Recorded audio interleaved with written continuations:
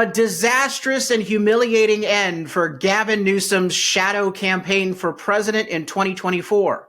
But wait, it's still possible that Newsom could become the Democrat nominee. He certainly wants it. Coming up, I'll tell you how he could end up replacing Kamala Harris, why Democrat insiders are not comfortable with Harris, and how the process might actually play out. All that and more.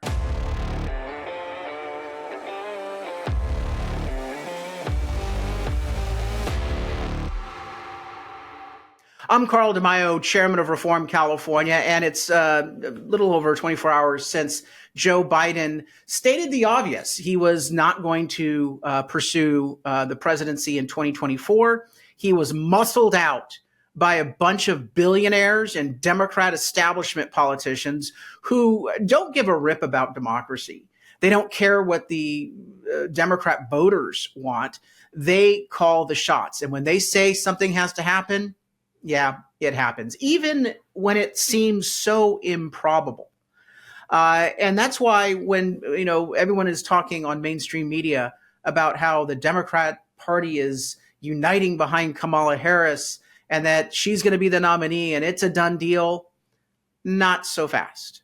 Now, you and I both know that Gavin Newsom, greasy-haired, gaslighting Gavin Newsom, has been running a shadow campaign for president in 2024 since April of 2022. So this is a 2.5 year long shadow campaign that he's been running. He has been lying to people, saying, oh, I'm not running. Meanwhile, he's running a shadow campaign. It is offensive and patently dishonest, what he has done for the last 2.5 years. And anyone in the media that allows him to get away with it, I mean, seriously, you're doing everyone a disservice. But again, these people have lied to you about Biden. They've lied to you about so many other things.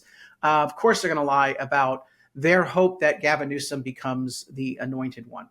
So he's been running this campaign for 2.5 years, and things just don't quite line up because he knows that they're going to be pushing Biden off the stage.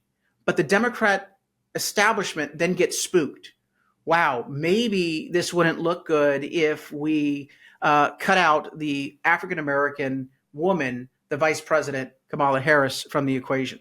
So Newsom still wants the presidency. There's no doubt about it, okay? The sun comes up in the morning. Gas prices are more expensive in California. And, of course, Gavin Newsom is running for president. Those are the three things you know will happen in California. But Newsom yesterday, it was so interesting to see that he put out a statement of support for Joe Biden. Here's the first tweet I want to share with you. Let me bring it up on the screen here. President Newsom, President Biden has been an extraordinary history-making president, a leader who's fought blah, blah, blah, blah, blah. Okay. Selfless, impactful, selfless. He was strong-armed out of his nomination that the voters gave him in his own party by a bunch of establishment insiders who were leaking and who had covered up for him, by the way. Let's be clear about this. Biden is not sacrificing.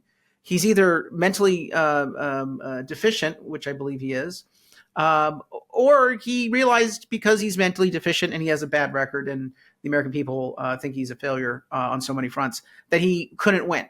But this isn't patriotic. This is, he's a loser saying, okay, I know I'm losing, or he's someone who is mentally incapable of doing the job or a combination thereof. No selfless act there. In fact, the fact that he dragged this on for so long is actually quite selfish.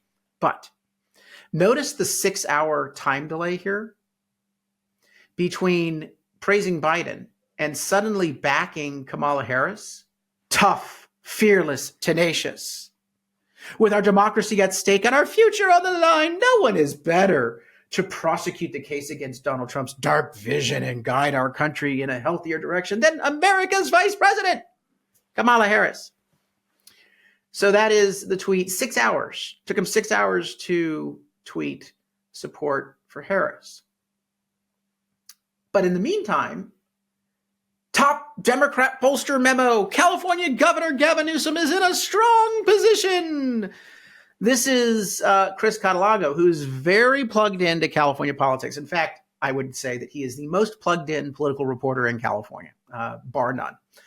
And he knows what I know. He knows what the insiders have been doing for the last 2.5 years. Newsom was running for president, and that he has support of those establishment figures that muscled Biden out of his job. Again, I want you to understand why I called it 2.5 years ago that Newsom was running for president, and why I have said all along that if you're betting, the odds are actually for, and I believe at this point it's just a coin toss, 50-50. Not 100% for Kamala, but a 50-50 chance that Newsom could end up being the nominee. Absolutely, and I'm going to tell you why in just a moment. But Newsom, during those 6 hours between Biden's announcement and him tweeting, "Oh, I'm going to support Harris," Newsom's team was already putting the word out on the street that Newsom is really better positioned than anyone else. So why do I think that Newsom still has a shot? Plain and simple. If the conspirators against Biden were willing to do what they did to Biden, don't for a moment think that they wouldn't be willing to do what they need to do, in their opinion, to Kamala Harris. But they need to script it. It needs to be choreographed. Do you understand where I'm going with this? See, what they did to Joe Biden is they put him on a debate stage in June. And everyone, sat there and said, a presidential debate in June? Isn't it awfully early? No. That was the establishment telling Joe Biden, hey, we don't think you're up for it. Why don't you show us that you're up for it by going on and doing a debate in June? And it's also possible that some of Biden's insiders were already compromised by these establishment players who went to them and said, look, if you ever want to work in politics again, because Biden's going to lose, okay? So you're going to be out of a job in November no matter what. But if you play ball with us and help us manipulate the process and help us get leaks going and whatnot, get us an early debate. Because everybody knew that he was going to flame out, crash and burn at that debate. And then there would be a Democrat base momentum, base Democrat voters. And if you saw the polling, it said 65%, 70% of Democrats felt that Biden should not continue on with his nomination. And that's what the establishment could point to in saying, you see, we're justified in making this dramatic, extraordinary, unprecedented power play. And that's exactly what it was. But they needed to basically seed the ground. They needed to plow the ground, loosen things up, get the voters to conclude, yeah, this isn't quite the direction we need to go in. Then they sit back and they said, well, we have a second problem. Kamala Harris. We can't really skip over her. She's black and she's a woman, and we're all about identity politics. Check the box, check the box, check the box. Just look at what happened at the Secret Service. DEI. That's the most important thing for these extremist social engineering activists. And so I believe the same thing is happening right now, because think about it. It is more than a month, a little bit about a month, until the Democrats have their convention. So anything can happen in a month, right? And all eyes are now going to turn to Kamala Harris.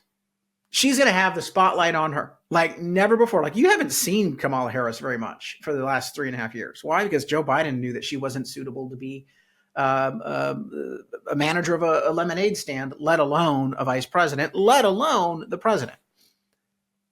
But again, this is all about appearance. This is all about making sure that the voters in the Democrat base don't think that she was snubbed, that some white guy was installed over her. And so they're going to give her, and I think they expect this, and I think they're going to be working behind the scenes to architect it. They're going to give her 30 days to show that she is not capable of doing the job. Watch what's going to happen. Now, the reason why we know this is a few reasons. Number one, we know that Nancy Pelosi and Barack Obama are not getting behind Kamala Harris. And Obama said, oh, we need to have a process, he said, we're going into uncharted waters. Barack Obama, Nancy Pelosi, Chuck Schumer, Jeffries not endorsing Kamala right out of the gate. A lot of Democrats did endorse her. Why? Because they want to give the appearance that we gave her a shot. And that's where I think Gavin Newsom's coming from. He's like, dude, like, hold my beer, man. Like, I didn't want to get in this race. I endorsed her right out of the gate after circulating a polling member's memo saying that you're better. So this is one of the, yeah, I'm with Kamala Harris until I'm not. Just like they all did, oh, I'm with Joe Biden until, yeah, goodbye, buddy. You're not convenient. Because these people are not about principle or what the voters want. They're about their blind thirst for power, to keep power, to hang on to power. And so we know, secondly, that Pelosi and Obama do not think that Kamala Harris can do the job. Nobody does, by the way. Let's just be clear, okay? Everyone praising her as this big, accomplished, titan. It's like the same people who said, oh, yeah, Joe Biden's running the presidency and he's fully capable and he's running circles around 21-year-old political operatives. They're lying to you. They don't think that she is capable whatsoever. And they're banking on that. And so you've got Kamala Harris that's going to be rolled out, and she's going to dither and dolly, and she's going to crash. That's what they're hoping for. At that point, as questions emerge, as concerns are elevated, the Democrats are going to say, well, maybe we should open it up to a brokered convention, to open up the delegate process. See if we get to a second round candidacy.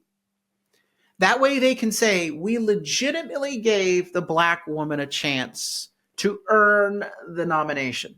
And if you noticed in Kamala Harris's statement, she said, I look forward to earning and winning the nomination. She understands what's going on. She's got advisors who are saying, Nancy doesn't like you, nor does Barack Obama. They're not going to, come right out of the gate and help you out. All these others are coming after you with knives. Don't trust these endorsements. You got to work hard. You can't be anointed. And she's going to try her best, but her best I don't think is good enough, because you've seen the word salad, Kamala Harris. You've noticed that she really hasn't earned any of her positions over the years, and that she comes with a lot of baggage. I mean, clearly she's got her extremist far left record here in California that we at Reform California plan to make sure is exposed if she is the nominee. Her time as district attorney when crime spiked, her time as attorney general where she weaponized her office against her political opponents and crime spiked. And the fact that, she was made the border czar, and take a look at what happened down there. She has so much baggage, and she's also culpable of being part of the cover-up to pretend like Joe Biden somehow was capable of doing the job and capable of running. She lied to the American people. She cannot be trusted. So all that stuff is still baggage there, but she's just a very weak candidate who's prone to gaffes and to look like she's not up to the task. And that's really what it's all about. You had Donald Trump shot, and he gets right up and says, fight, fight, fight. And then you got word salad Kamala talking about Venn diagrams, or, who doesn't love a school bus?